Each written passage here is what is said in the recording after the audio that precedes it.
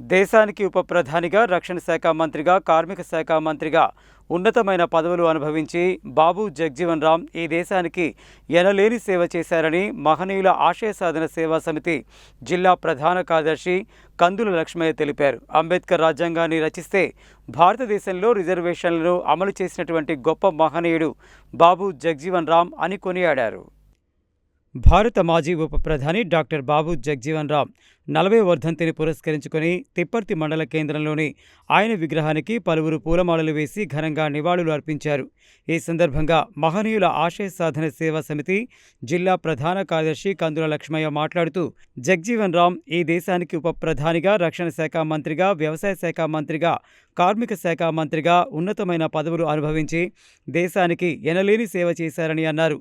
అంబేద్కర్ రాజ్యాంగాన్ని రచిస్తే భారతదేశంలో రిజర్వేషన్లను అమలు చేసినటువంటి గొప్ప మహనీయుడు బాబు జగ్జీవన్ రామ్ అని కొనియాడారు. రిజర్వేషన్లు 10 సంవత్సరాలే ప్రభుత్వం అమలు చేయడానికి నిర్ణయించిన సందర్భంలో జగ్జీవన్ రామ్ 10 సంవత్సరాల కాలంలో దళితులకు రిజర్వేషన్ ఫలాలు అందలేదని, వాటిని కొనసాగించాలని ప్రభుత్వంలో ఉండి అమలు చేసిన వ్యక్తి అని తెలిపారు.